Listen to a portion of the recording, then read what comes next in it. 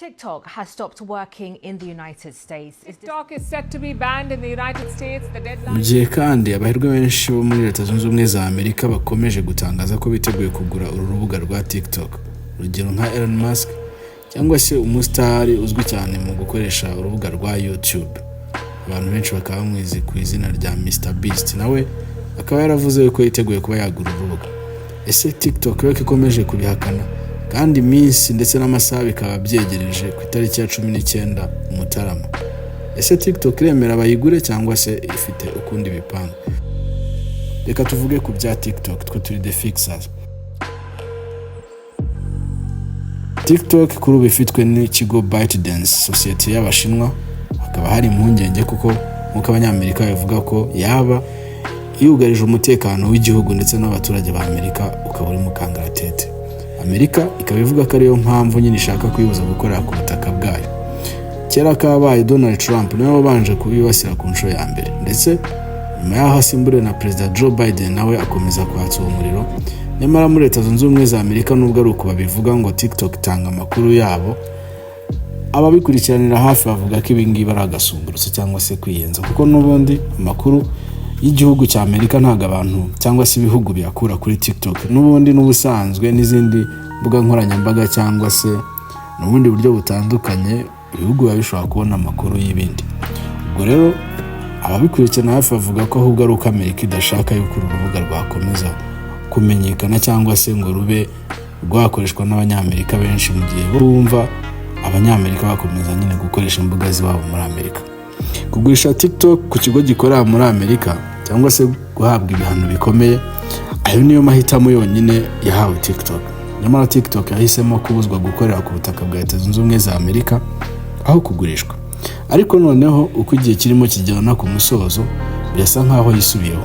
Raporo nshya ivuga ko bashobora kuba barimo gutekereza kugurisha TikTok ku Banyamerika. Nkuko twabivuze, umuherwe Elon Musk ndetse n'umunya YouTube cyangwa se umustar kuri YouTube witwa Mr Beast nibo babiri bahabwa amahirwe mu kuba bashobora kuba bagura TikTok. Ese maginga ya ninde ushobora kugura application ya TikTok? Umuyobozi wa Tesla Elon Musk, umugabo ntasanzwe mu bijyanye n'imbuga nkoranyambaga. N'ubundi mu mwaka wa 2022 yaguze Twitter kuri miliyari 44 z'amadolari, akanayihindura izina yita X, ndetse ahindura n'ibintu byinshi. Abantu barabyinubira, ariko n'ubundi amaherezo Twitter yaje gukomeza gukoreshwa kandi yitwa X, kandi abantu none uyu munsi baracyishimira uko bayikoresha. TikTok nayo yaba ari ikurikiyeho. Ibikorwa byo muri Amerika bifite agaciro kangana miliyari 50 z'amadolari. Aya rero kuri Elon Musk biravuga ko rwose ari nk'igiceri cy'ijana kuri twebwe cyangwa se ku wundi muntu usanzwe. Ese Elon Musk aramutse aguze TikTok akayihuza na X nk'uko abyivugira, agakoramo urubuga rumwe rwa mbere rukomeye, urumva imibare X kuri ubu ifite abantu bayikoresha bangana na miliyoni 611. Wongeyeho TikTok yo ifite miliyari 1. Ubwo bivuze yuko byose byafite miliyari 1 na miliyoni 600 zirenga. Urumva ko abantu bajya bangana na 1/5 cy'abatuye isi yose bakoresha imbuga nkoranyambaga. Ariko nubwo ibyo ari ibivugwa, siko byose ari ukuri. TikTok yo ikomeje kubihakana, ivuga yuko itazigera igurisha, ko ibyo Abanyamerika bakomeje kuvuga ari ibihimbano gusa. Urutonde rw'abashaka kugura TikTok ruriho abantu benshi. Hariho Mr Beast, umunyamerika wa mbere ukurikirwa n'abantu benshi kuri YouTube, ndetse unakunzwe cyane ku isi, kandi afite abamukurikira barenga miliyoni 340. Mr Beast nawe aherutse gushyira ubutumwa kuri X avuga ko azagura TikTok mbere y'uko ifungwa. Gusa birasa nk'ibyifuzo nyine. Kugeza ubu Abanyamerika bafite umunsi umwe nibura mbere y'uko ifungwa, kubyubahirijwe. Ubwo ku itariki ya 19 TikTok muri Amerika ntabwo iriho bigikoreshwa. Nubwo ibi bikomeje kuzamura ariko impungenge kuri TikTok cyangwa se abakoresha imbuga nkoranyambaga barimo kwiruka bashaka urundi rubuga rwa simbura TikTok. TikTok nayo iri gushishikariza abayikoresha ko bakimukira kuba iyo bita Lemon 8, urubuga rwayo rushya, ariko benshi barimo kwerekeza ku rundi rubuga rw'Abashinwa rwitwa Jiangsu cyangwa se Red Note mu Cyongereza. Ibi ngibi bishyize mu Kinyarwanda bikaba bivuga inoti itukura.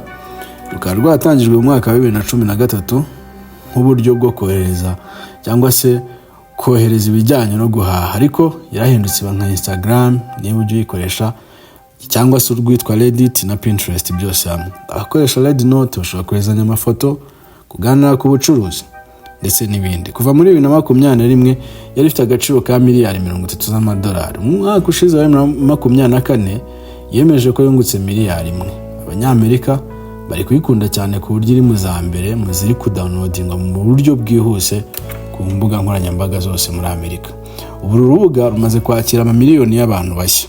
Hari ubutumwa burenga ibihumbi 63 bumaze gupostingwa kuri urubuga buvuga buti impunzi za TikTok. TikTok ishobora guhagarikwa kwa kari y'Abashinwa. Nyamara Abanyamerika barimo kwihutira gukoresha urundi rubuga rw'Abashinwa n'ubundi ruri mu Bushinwa. Ibi rero bikomeje guteza urujijo ku mbuga nkoranyambaga. Red Note twigeze kuvuga cyangwa se note itukura ishobora kuba rero TikTok nshya ivuguruye.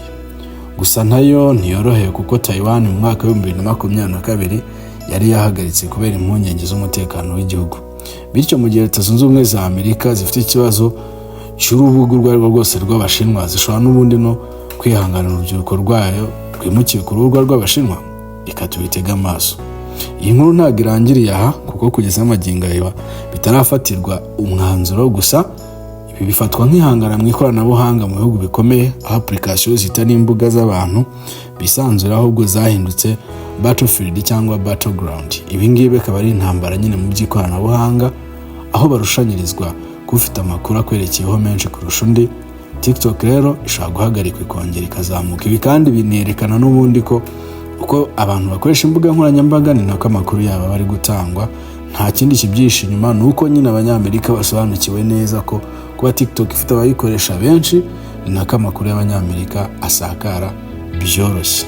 Ese ibi bizahindura ibyo dutekereza ku mutekano wa tekinoloji? Hello, nitwa Yvette, turi muri iFix nk'uko urimo kubibona. Nkuzaniye amakuru meza cyane, niyo mpamvu ndi kuyavuga nishimye.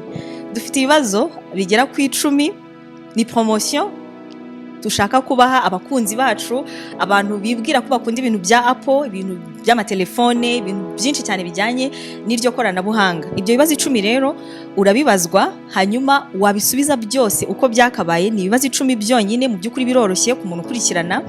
Dushobora kuguha kimwe muri ibi bihembo. Reka duhere kuri iPhone. Ushobora guhabwa kuri iPhone guhera kuri 11 ukayitwara ikaba iyawe.